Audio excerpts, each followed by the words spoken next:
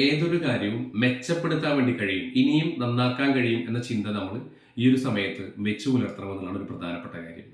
നമുക്കറിയാം, digital equity എന്ന് പറയും. നമ്മൾ ഡിജിറ്റൽ സാക്ഷരരാവുക. പല ആളുകൾക്കും മൊബൈൽ ഫോൺ അല്ലെങ്കിൽ മൊബൈൽ ഫോണിലൂടെ വാട്സപ്പ് ഉപയോഗിക്കാൻ അറിയാത്തവരുണ്ട്, ഫേസ്ബുക്ക് ഉപയോഗിക്കാൻ അറിയാത്ത ആളുകൾ, ഇൻസ്റ്റാഗ്രാം ഉപയോഗിക്കാൻ അറിയാത്ത ആളുകൾ. നമ്മൾ മനസ്സിലാക്കേണ്ടത് ഇതൊക്കെ നമുക്ക് അത്രമേൽ എളുപ്പത്തിൽ ഉപയോഗിക്കാൻ കഴിയാവുന്ന ഒന്നാണ്. നമ്മളൊരു അരമണിക്കൂർ സമയം ഒരാഴ്ചയിൽ 7 ദിവസം ഒന്ന് ഉപയോഗിച്ചാൽ ഈ പറയുന്നതെല്ലാം ഏറ്റവും സമർത്ഥമായി നമുക്ക് ഉപയോഗിക്കാൻ വേണ്ടി കഴിയും. അപ്പോൾ തീർച്ചയായും നമ്മൾ ഡിജിറ്റൽ സാക്ഷരരാവുക അല്ലെങ്കിൽ ഡിജിറ്റൽ ഇക്വിറ്റി നേടിയെടുക്കുക എന്നുള്ളത് പ്രധാനപ്പെട്ട കാര്യമാണ്. അതോടൊപ്പം തന്നെ ശ്രദ്ധിക്കേണ്ടതാണ്, വീട്ടുമുറ്റത്ത് ഒരു 5 സെന്റ് സ്ഥലം മാത്രമേ ഉള്ളൂ എങ്കിൽ പോലും എന്തെങ്കിലുമൊക്കെ കൃഷി അല്ലെങ്കിൽ ഏറ്റവും നല്ല പൂന്തോട്ടങ്ങൾ സൃഷ്ടിച്ചുകൊണ്ട്, അല്ലെ, മനസ്സിന് അത്രമേൽ കുളിർമ നൽകുന്ന ഒന്നാണ്. കൃഷിയാണെങ്കിലും പൂന്തോട്ടമാണെങ്കിലും അത്തരം കാര്യങ്ങളിലൊക്കെ നമുക്ക് ഏർപ്പെടാൻ കഴിയാവുന്ന ഒന്നാണ്. അതുപോലെ തന്നെ നമ്മൾ ശ്രദ്ധിക്കേണ്ട മറ്റൊരു കാര്യമാണ് വായന എന്ന് പറയുന്നത്. ഒരു ദിവസം ഒരു അരമണിക്കൂറെങ്കിലും പർപ്പസീവ് ആയിട്ടുള്ള നമ്മൾ പറയില്ലേ, നമ്മുടെ ഏതെങ്കിലും ഒരു സ്കില്ലുകളൊക്കെ ഈ പ്രായത്തിലും 56 വയസ്സിന് ശേഷം അല്ലെങ്കിൽ 58 വയസ്സിന് 60 വയസ്സിന് 70 വയസ്സിനൊക്കെ ശേഷം നമുക്ക് പുതിയ സ്കില്ലുകളൊക്കെ പഠിക്കാൻ വേണ്ടി കഴിയും. ന്യൂറോ പ്ലാസ്റ്റിസിറ്റിയും ന്യൂറോ ജെനസിസും ഒക്കെ നമ്മളെ ബോധ്യപ്പെടുത്തുന്നത് അതൊക്കെ സംഭവിക്കുമെന്നുള്ളത് തന്നെയാണ്. അപ്പോൾ തീർച്ചയായും നമുക്ക് പുതിയ സ്കില്ലുകൾ നമുക്ക് പഠിക്കാൻ വേണ്ടി കഴിയും. അപ്പോൾ അത്തരത്തിലുള്ള ഏതെങ്കിലും സ്കില്ലുകൾ, പാട്ടുപാടുന്ന ആളുകളുണ്ട്, അല്ലെ, ഡാൻസ് കളി. എൻ്റെ നാട്ടിലെ 2 വയോധികരായിട്ടുള്ള അമ്മമാർ ഈ അടുത്ത് മഴവിൽ മനോരമയിൽ ഒരു പരിപാടിയിൽ പോയി പങ്കെടുത്ത ആളുകളാണ്. 2 പേര്, അവർ 70 വയസ്സ് കഴിഞ്ഞ് പിന്നിട്ടാണുള്ള 2 പേരും. അപ്പോൾ ഇങ്ങനെ ജീവിക്കുന്ന ഒരുപാട് ഉദാഹരണം നമുക്ക് ചുറ്റിലുമുണ്ട്. അവിടെയാണ് പലപ്പോഴും നമ്മളൊക്കെ ഈ പറയുന്ന നിരാശയിൽ, ഡിപ്രഷനിലേക്ക്, ഉന്മാദാവസ്ഥയിലേക്ക് അല്ലെങ്കിൽ വിഷാദ രോഗത്തിലേക്കൊക്കെ വഴുതി വീണുകൊണ്ട് നമ്മളുടെ ജീവിത സായാഹ്നത്തെ അല്ലെങ്കിൽ ജീവിതത്തിലെ വാർദ്ധക്യം എന്ന രീതിയിലേക്ക് നമ്മളെ നിരാശയോടെ നോക്കേണ്ടതില്ല. അതൊരു ഭാഗ്യം തന്നെയാണ്, അല്ലെ. പ്രായമാവുക എന്ന് പറയുന്നത് എല്ലാവർക്കും പ്രായമാവാൻ വേണ്ടി കഴിയില്ല. നമുക്ക് ഭാഗ്യമുള്ളത് കൊണ്ടാണ് നമുക്ക് പ്രായമാവാൻ വേണ്ടി കഴിഞ്ഞത്. അങ്ങനെ ചിന്തിച്ചുകൊണ്ട് നമുക്ക് മുന്നോട്ട് പോകണം.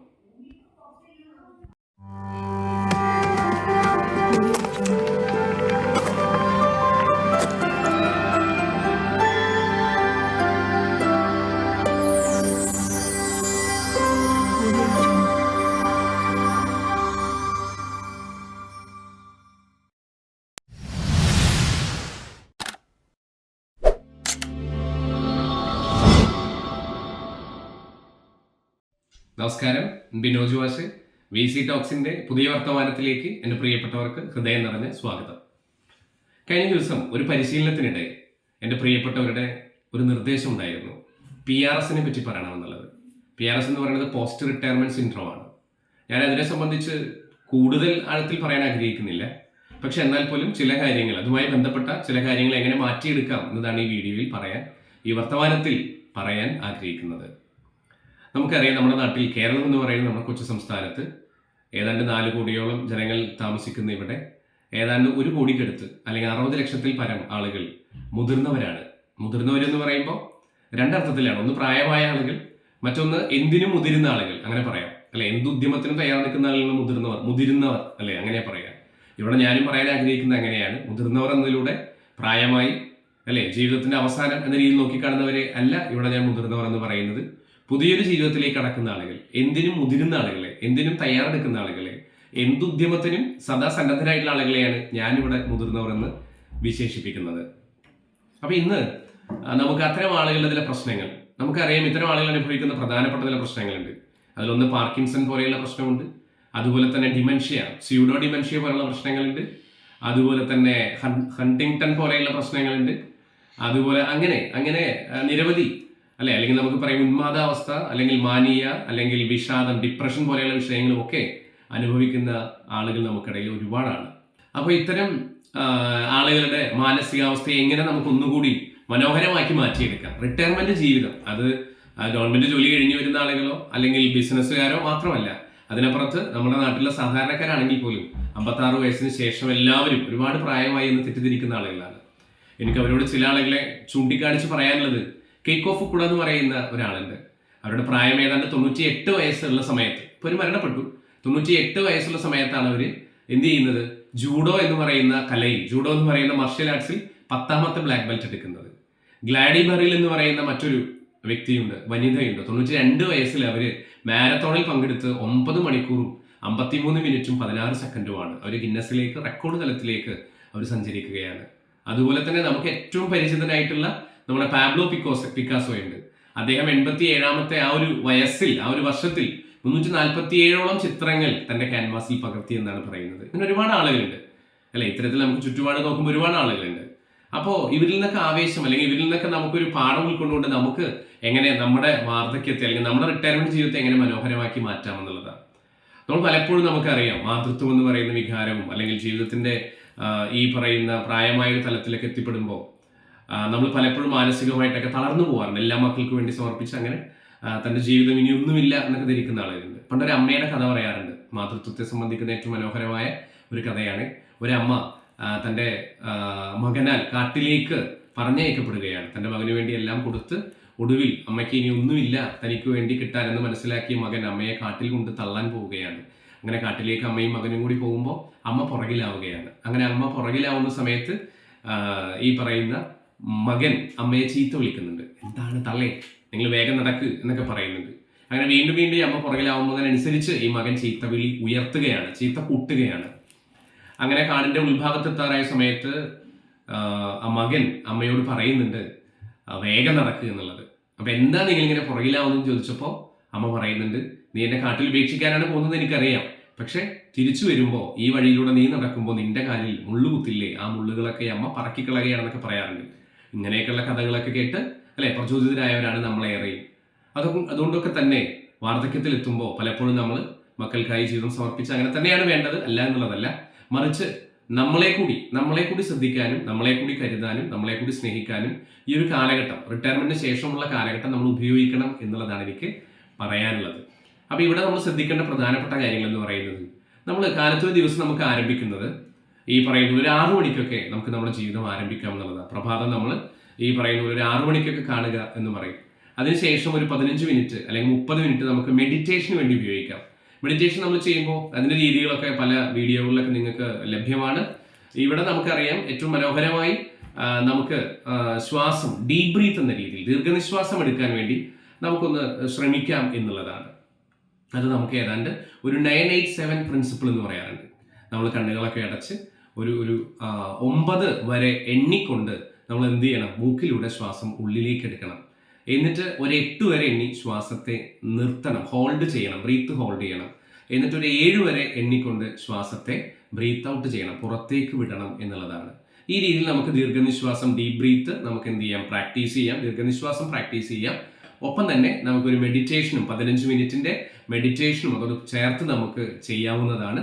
അതിനുശേഷം നമുക്കറിയാം നന്നായി കുളിക്കാൻ കഴിയുന്ന ആളുകളൊക്കെ ആണെങ്കിൽ നന്നായി കുളിക്കുക എന്നൊക്കെ പറയുമ്പോൾ നമുക്കറിയാം ഡോപ്പമൈൻ പോലെയുള്ള ഹാപ്പി ഹോർമോണുകളെ പ്രൊഡ്യൂസ് ചെയ്യുന്ന, ഡോപ്പമൈൻ പോലെയുള്ള ഹോർമോണുകളെ ഉൽപ്പാദിപ്പിക്കാനുള്ള ഏറ്റവും നല്ല പ്രക്രിയയാണ്.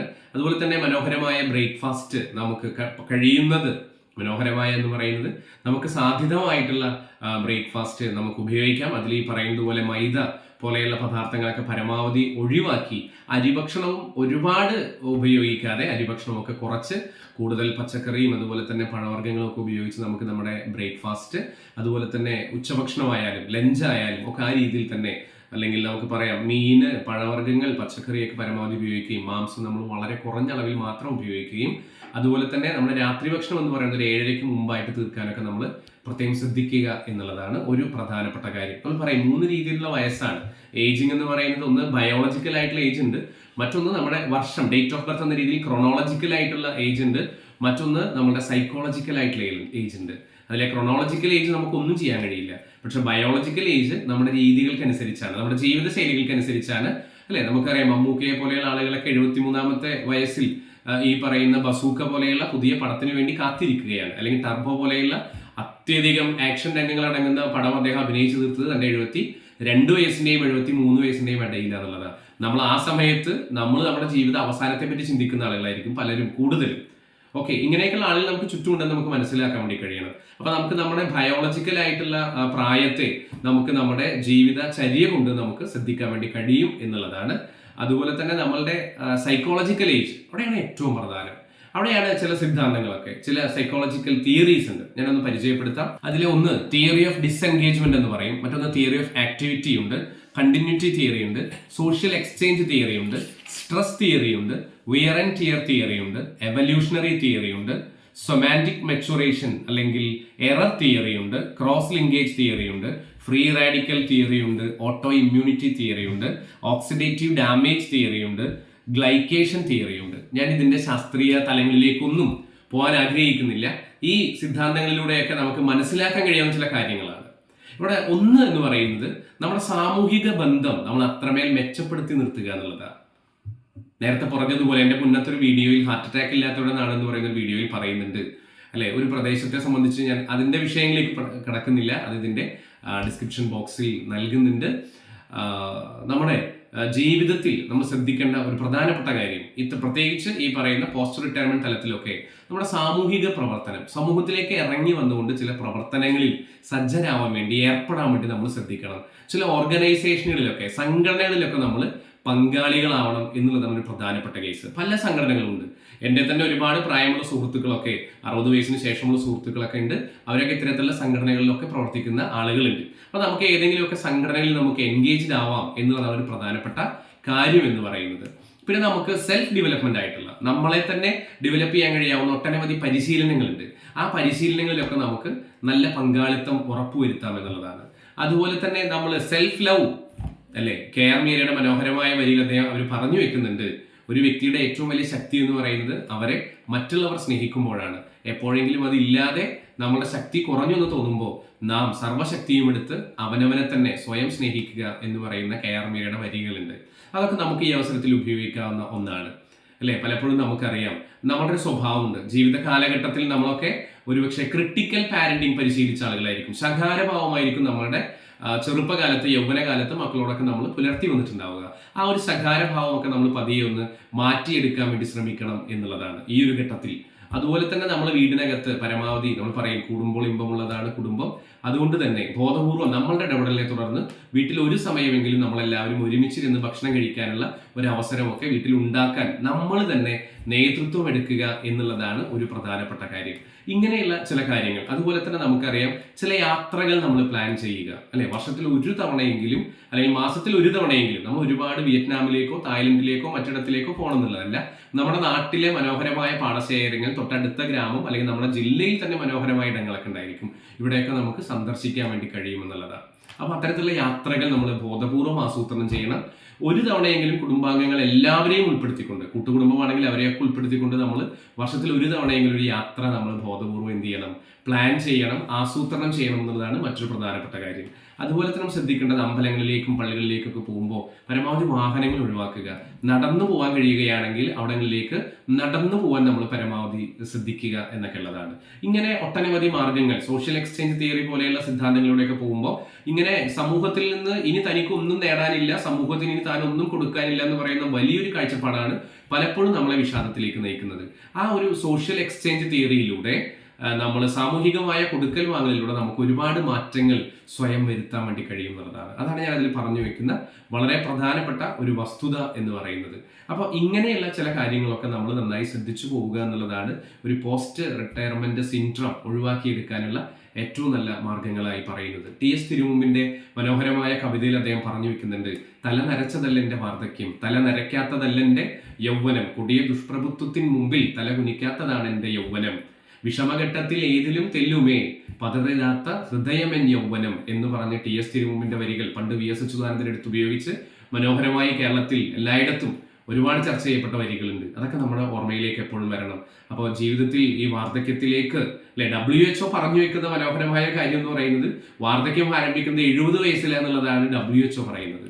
ഓക്കെ, നമ്മൾ നേരത്തെ പറഞ്ഞ കെയ്ക്കോ ഫുക്കുഡയുടെയും അതുപോലെ തന്നെ ഗ്ലാഡിബറിന്റെയും ഒക്കെ കഥയെടുക്കുമ്പോൾ അവർ 90 വയസ്സിന് ശേഷവും തങ്ങളുടേതായിട്ടുള്ള ഒരുപാട് മേഖലകളിൽ സംഭാവന ചെയ്തിട്ടുള്ള ആളുകളാണ്. അപ്പോൾ പ്രിയപ്പെട്ടവരെ, തീർച്ചയായും നമുക്കും ഇനിയും ഒരുപാട് നാളുകൾ ഈ സമൂഹത്തിന് വേണ്ടി ഒരുപാട് കാര്യങ്ങൾ ചെയ്യുവാനുണ്ട്.